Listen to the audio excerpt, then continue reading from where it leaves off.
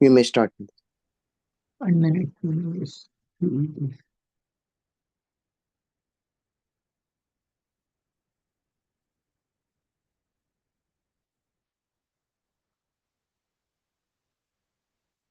Okay. Should I start then? Yes, Mataji. Okay. नारायणं नमस्कृत्य नरं चैव नरोत्तमं देवीं सरस्वतीं व्यासं ततो जयमुदीरयेत् नास्त्यप्रायेष्वभद्रेषु नित्यं भागवतसेवया भगवत्युत्तमश्लोके भक्तिर्भवति नैष्टिकी ॐ अज्ञानतिमिरान्धस्य ज्ञानाञ्जनशलाकया चक्षुरुन्मीलितं येन तस्मै श्रीगुरवे नमः। ॐ नमो भगवते वासुदेवाय। ॐ नमो भगवते वासुदेवाय। ॐ नमो भगवते वासुदेवाय। So Srimad Bhagavatam, Canto 3, Chapter 22, verses 12 and 13. Verse number 12.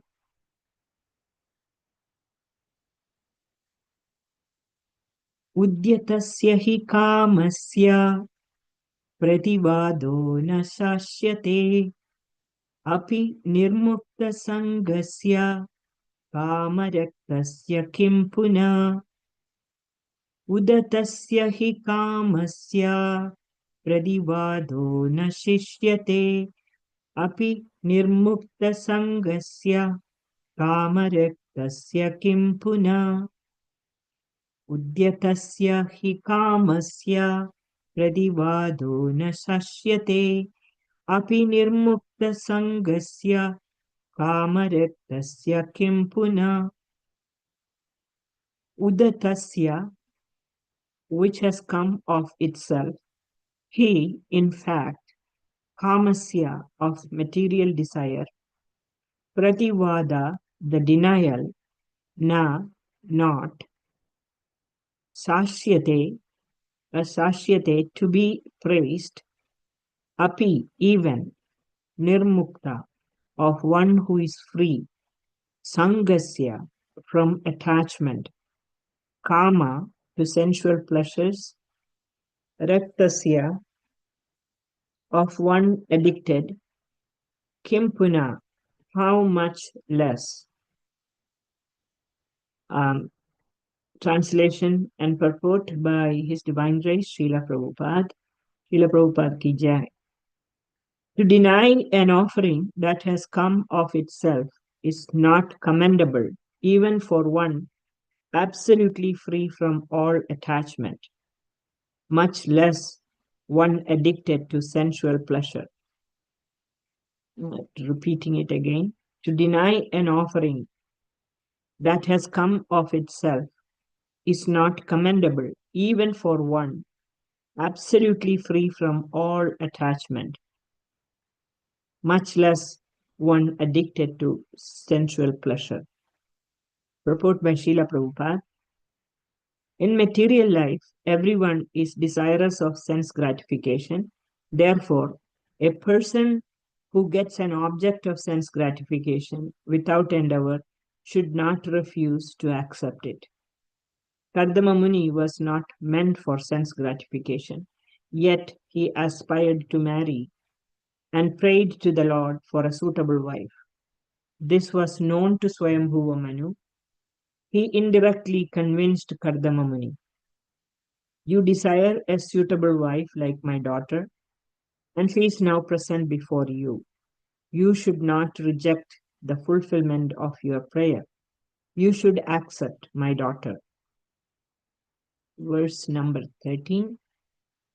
Ya udyatam anadritya kinasham abhiyachate chiyate tat yasha sphitam manascha vatnaya hata ya udyatam anadrishtya कीनाशाम् अभियाचते क्षीयते तत् यशस्पीठम् मानश्चावाज्ञया हता य उद्यताम् अनादृत्य हीनाशाम् अभियाचते क्षीयते क्षीयते तत् यशस्पीठम् मानश्चावाज्ञया हता. The translation: one who rejects an offering that comes of its own accord, but later begs a boon from a miser, thus loses his widespread reputation, and his pride is humbled by the neglectful behavior of others. One who rejects an offering that comes of its own accord, but later begs a boon from a miser, thus loses his widespread reputation, and his pride is humbled by the neglectful behavior of others. Purport: the general procedure of Vedic marriage is that a father offers his daughter to a suitable boy. That is a very respectable marriage. A boy should not go to the girl's father and ask for the hand of his daughter in marriage. That is considered to be humbling one's respectable position. Swayambhuva Manu wanted to convince Kardama Muni, since he knew that the sage wanted to marry a suitable girl. I am offering such a suitable wife.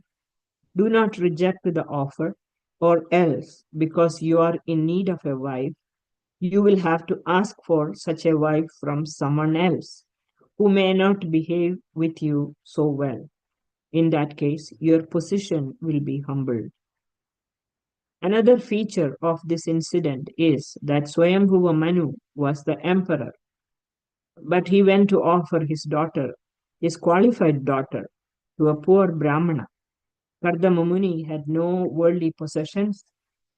He was a hermit living in the forest, but he was advanced in culture. Therefore, in offering one's daughter to a person, the culture and quality are counted as prominent, not wealth or any other material consideration. So, Om Atnanatimidandhasya Atnananjanashalakaya Chakshurunmilitam Yena Tasmai Sri Gurave Namaha. Hare Krishna.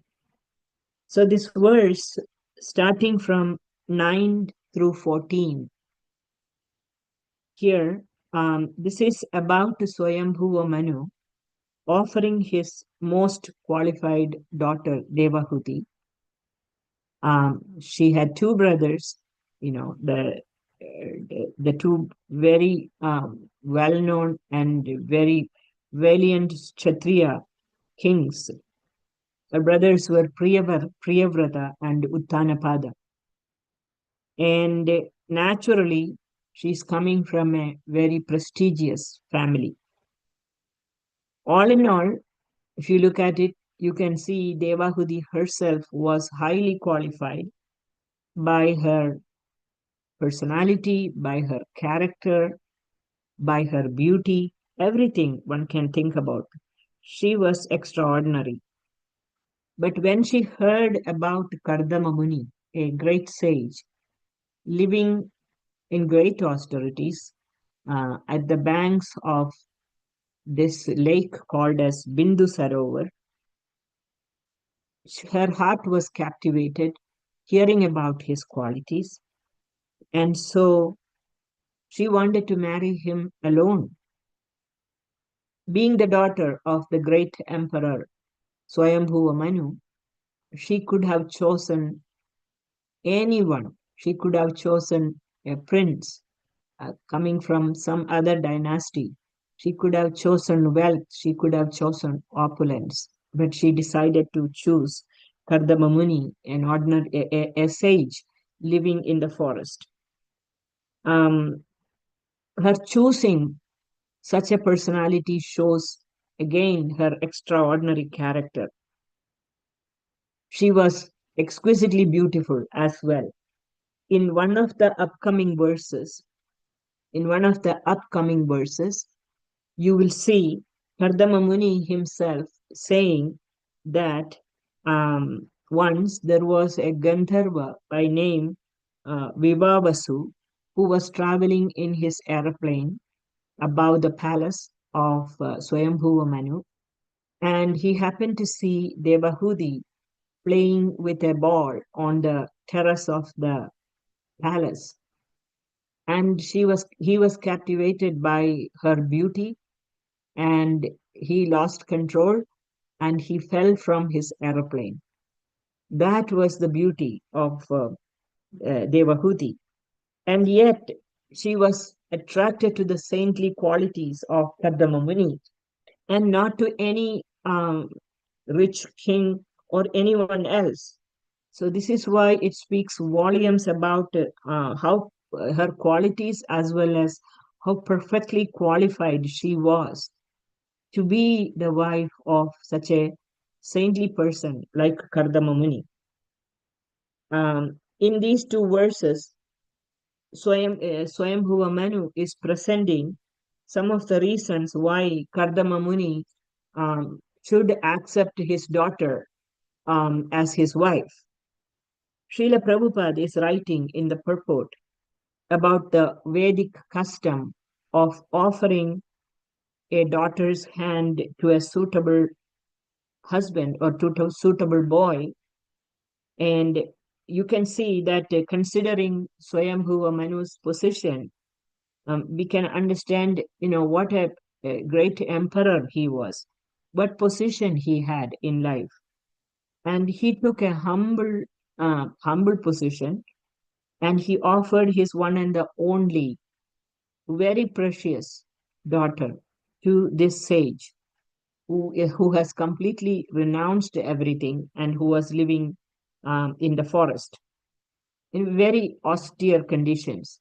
And Swayambhuva Manu knew fully well that after marrying the sage, his daughter will have to live in the forest.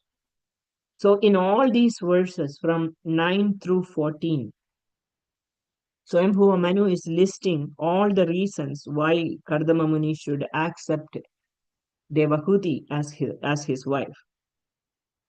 Now, Kardama Muni himself was fully aware of the existence of Devahuti.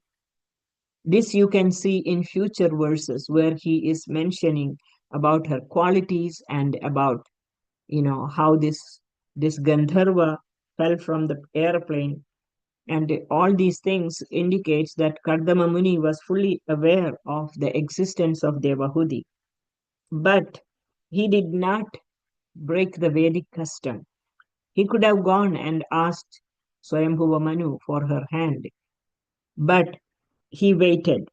He waited at Bindu Sarovar for Swayambhuva Manu to show up because the Supreme Lord had instructed him, and he, just as per the Vedic custom, he waited at the Bindu Sarovar, and as predicted by the Lord, Swayambhuva Manu arrived to offer his daughter. And so Prabhupada is writing, that Swayambhuva Manu is taking a humble position, and he's saying, I'm offering just such a suitable wife. Instead of you having to go and ask someone else. And if you do that, if you go and ask for someone else's daughter, you will lose your you will lose your respect. Someone may not respect you because that's not the way it is done in Vedic system. It is not recommended a man asking for the hands of a girl to her father.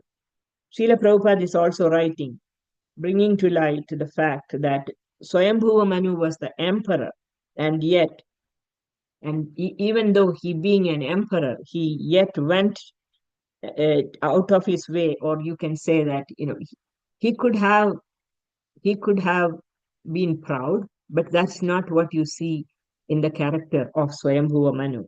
He went and he offered his most qualified, most beautiful daughter to a very poor Brahmana. Srila Prabhupada is writing. And that to a Brahmana living in a hermitage. So The most desirable qualification the emperor saw in the sage was that Kardama Muni was very advanced in culture. Prabhupada writes in the purport. Kardama Muni was very advanced in culture. He took culture and quality in that person as more important than anything else. A sage had no wealth, so there is no material qualification here. And no material qualification was considered by Swayambhuva Manu. And so you can see whether it is Swayambhuva Manu or Devahuti or Kardama Muni, they were all extraordinary people, all three of them. They were extraordinary people. They were cultured people. They were people with samskaras. And so if we take a moment to contrast that to what we see in the present day society, you can see how things have deteriorated. No one will be willing to marry their daughter, even if you are coming from an ordinary family. No one will be willing to marry their daughter to a poor mendicant who has no material wealth. But in this case, there was no hesitation on the part of Swayambhuva Manu, no hesitation on the part of Devahuti. So we can understand that from this Vedic wisdom, it was quite different. It's not like the present day. Vedic wisdom recognized that wealth and material prosperity are all temporary. Vedic wisdom gave a lot of importance, in fact, so much importance to spiritual cultivation and spiritual growth, more important than material wealth. And in contrast, these cultural qualities and personal qualities are, they recognize that as enduring and as timeless. That's the Vedas are teaching. And according to the Vedas, as we know, the ultimate goal of life is self-realization, which lead to God realization. So, cultivating good quality and good culture and good quality, these were considered as essential for achieving the goal or the purpose of life. So in Vedic society, leaders were also chosen accordingly. Leaders were chosen based on their cultural values, their personal qualities, and their spiritual merits rather than their material wealth or material possessions or power, unlike the current day society. You can see in the current day society, the leaders are recognized for, even if they have the worst character, people elect them to be the head of the state or the head of the country. Everywhere, all over the present day world, you can see how Kali Yuga has deteriorated to such an extent that no importance is given to cultural values or qualities of a person. It's such a huge contrast to Vedic times. So you can see all of these extraordinary qualities in the personalities of Swayambhuva Manu, Devahuti, and Kardama Muni. So in Bhagavad Gita, 12th chapter, Krishna says, one who is not envious, but is a kind friend to all living entities, who does not think himself a proprietor and is free from false ego, who is equal in both happiness and distress, who is always satisfied, self-controlled, and unattached. Such a devotee of mine is very dear to me. Just pay attention to these qualities. Always satisfied, self-controlled, and unattached. Now think about Swayambhuva Manu, Devahuti, and Kardama Muni. Self-controlled, always satisfied, self-controlled, and unattached. You can see all of these qualities in these personalities. And so Krishna says, such a person is very dear to me. It is not at all surprising that the Supreme Lord personally arranged Kardamamuni's marriage with Devahuti, the daughter of Swayambhuva Manu, who all of them were of extraordinary characters. So you can see an emperor, the Swayambhuva Manu, who was so humble that he had absolutely no problem whatsoever in coming to the great sage Kardama Muni and offering his one and only daughter without any hesitation, no second thought whatsoever. And you see in Devahudi, a princess born and brought up in a great palace and surrounded by all opulences. She had no interest in wealth or anything else in this material world. She was simply attracted to the qualities of Kardamamuni. And then you can see Kardamamuni himself, a great sage. He he was willing to execute the duty given to him of generating the progeny. However, he knew he was willing to get married, and that too to the qualified lady. And what did he say? If you study the whole chapter, Kardama Muni, he's saying that he will leave everything once his duty was performed, and then he will exclusively worship the Supreme Lord. That is the sage, his quality. Even though, he got the most beautiful lady as his wife, he's executing his duty, and then he's willing to completely leave everything and worship the Supreme Lord. So I just will conclude. There is a quote in Manu Samhita. It says, culture or samskara is the root of all virtues. It is the source of all happiness, and it is the foundation of all spiritual growth. There's so much we can take out of this. It says, culture is the root of all virtues, it is the source of all happiness, and it is the foundation of all spiritual growth. So, anyone who is interested in spiritual growth must learn to cultivate these qualities, especially like what Krishna is telling in Bhagavad Gita, always satisfied, self controlled, and unattached. These are the qualities Krishna is speaking about.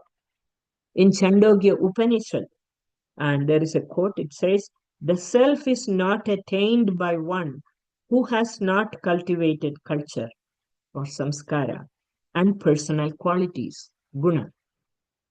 So, this emphasis on culture, cultivation of culture and quality, it is there in the Vedic society. Even though time has passed and we are living as Kali Yuga is progressing, things have deteriorated. But those of us who are practicing spiritual life must pay close attention to what is the real values that Vedas are teaching us. And we should pay close attention to that. And we should very carefully nurture those things. And that will help us to progress in our spiritual life. And this is all what I have to say today. And if anyone has any comments or any feedback, we have a couple more minutes.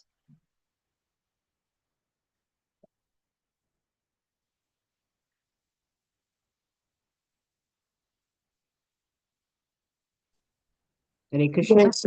Hare Krishna Mataji, please accept my humble obeisances. All glories to Srila Prabhupada. So Hare nice Krishna. to hear from you in the morning class, Mataji. Thank you. Hare Krishna. I wanted to kind of know, like, we are talking now in this about the culture and this age versus, the Vedic times. Hmm. How are we trying to bring our future generations, like our younger generations, to have such culture? Like, what are we doing as part of, the ISKCON community to develop this culture? Like, are we doing some, I don't know, and so I'm asking, does it go like in the Sunday school programs, or like how do we try Yeah, to have that yeah. in the kids? Yeah. Yeah, actually, the Sunday schools are meant for teaching the values to the children, along with why characters. Look at the character of Swayambhuva Manu, or you look at King Ambariksha. Look at the great kings and personalities that we come across in Srimad Bhagavatam. They are examples of people with character and qualities. They have culture and they have qualities. And studying the scriptures are not less. It's not theoretically understanding the uh, the theory of all these things, but studying the scripture is meant to see, once we have the foundational understanding of Vedic principles, or foundational understanding of the Vaishnava philosophy. It's not about acquiring more and more knowledge. It is more about learning to apply small things in our life. So your question, what are we doing? Eh, I I have heard this in many classes, and so I think I'm just repeating. It is actually how we live our life, which will be observed by our children. And there is a role for all of us. This in ISKCON. You asked particularly in ISKCON. ISKCON is a teaching institution. It is a preaching institution, and so we have various educational components to our organization. There are classes for training adults, there are classes for training children, but also we have a culture within our institution where you look up to the senior, or you look up to the Vaishnavas who are practicing, and see in their life, they are people of character. And so, in fact, the children, they look up to the parents the most, because the parents are the ones they are seeing all the time, more than anybody else. So, in addition to getting the knowledge through classes, or being in the association of devotees who are practicing, who give so much importance to these values, they also watch what is happening at home. They look at their parents, because children see in real life, what the parents are giving values to. So naturally, they appreciate that very much. And I have always seen, where there is a family where the parents are very actively involved, um, sincerely practicing. They don't need to dictate to the children, just their life, just looking at how sincere the parents are.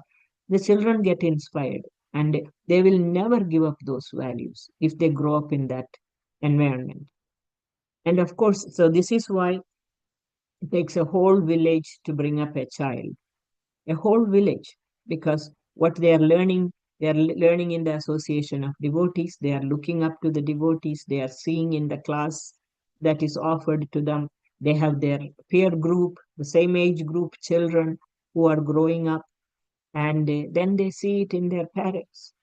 And all of this put together, that is what we are doing for the welfare of the children. But in fact, adults also have to be very thoughtful, because it's not like none of us know the foundational principles here. Every one of you who are attending Srimad Bhagavatam classes and all that, I'm sure you have got a pretty good grasp of what the message is. Anybody who has studied Bhagavad Gita knows that Krishna is speaking about self-satisfaction, self-control, be unattached, cultivation of qualities, cultivation of culture. All of this, it is all there, and all of us have heard all the foundational principles by now, so many years of practice. And so why would I mean, it's not about the lack of education. Actually, We have to start applying small things in our life and seeing that our next generation, and actually it is so important, the next generation needs to be shown this path. Otherwise, what value is there in their life? What is the good of our learning all these things and talking about all these if the next generation is not shown the way? Because there is nothing better than this. As Kali Yuga progresses, you can see the values deteriorating. So we are the ones, whether as teachers or preachers or as parents, we have to show them the values, and we have to show it's not an intellectual exercise. It is actually application in our own life. That's my understanding. Yeah, thank you, Mataji. Yeah, Thank you. when I see around, I just feel that this thought always comes to my mind as to what can we do to make this better. When I see the We have children to do this. around. Yeah, No, we have to do because yeah. there is nothing better in life that one can offer to next generation than this, and each one of us have to do this. And as it's clearly mentioned, that's the base for a good spiritual life. So, Absolutely. Yeah. yeah, Culture and quality over wealth and material possessions. And thank this is it's a deeper understanding of the human condition. And if you have a deeper understanding of human condition and the ultimate goal of life, which we know what it is, and if you have a deeper understanding, and then one will give more emphasis on the culture and quality rather than this material wealth and possessions. And it's not about rejecting the material wealth and possession. It is utilizing it in Krishna's service and not being like carried away by that. Because we are not telling people, you get rid of all your material possessions. We are telling them, you engage it, in Krishna's service.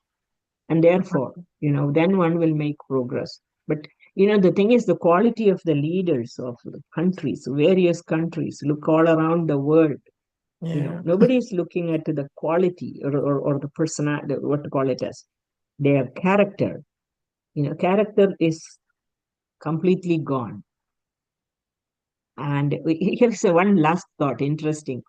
I heard this in our DT worship training that they showed a short video clip about Srila Prabhupada. And it was in Mayapur. I forgot the year. Prabhupada was passing on the more towards the entrance of that current the building.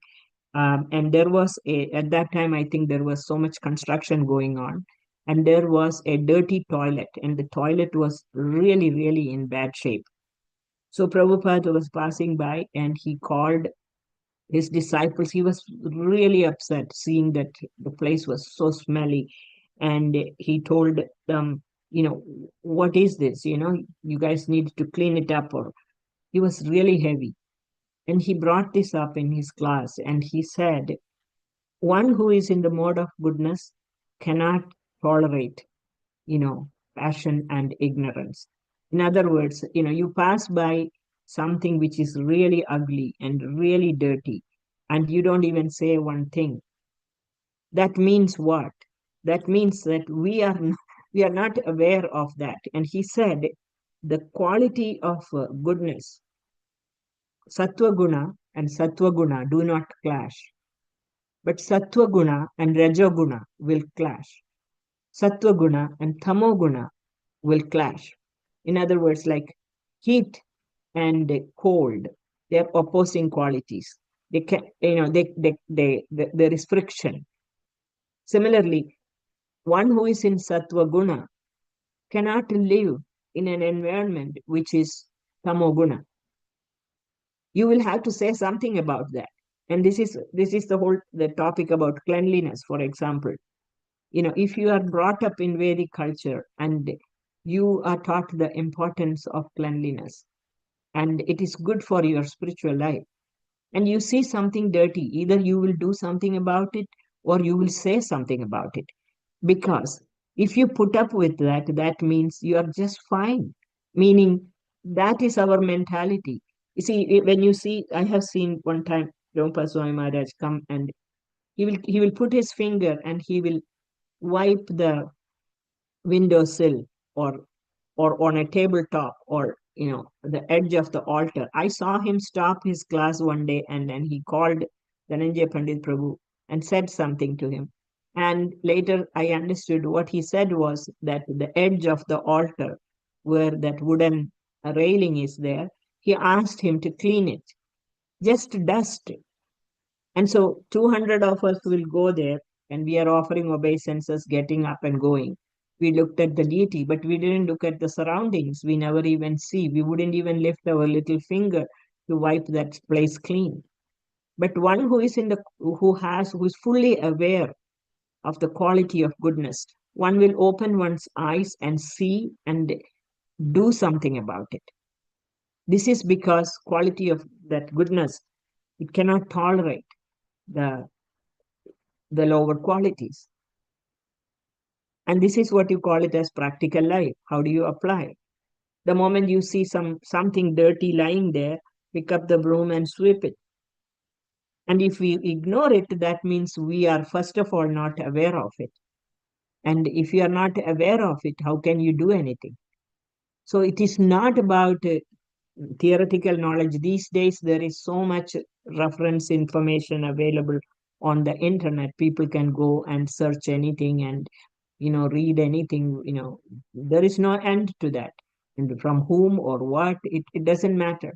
But where is the application? What is the point of us you know reading so much about so many different things, but we cannot apply even the most basic things in our life? And the basic things are very, very important. And I think this is something we can show to our children by personal example. That's the best education. I think I took extra time. What is the time? 8:10. No, but that was very good. Thank you, Mataji. Mhm. Thank you so very much. And please accept my humble obeisance. All glories to Srila Prabhupada. Hare Krishna. Hare Krishna.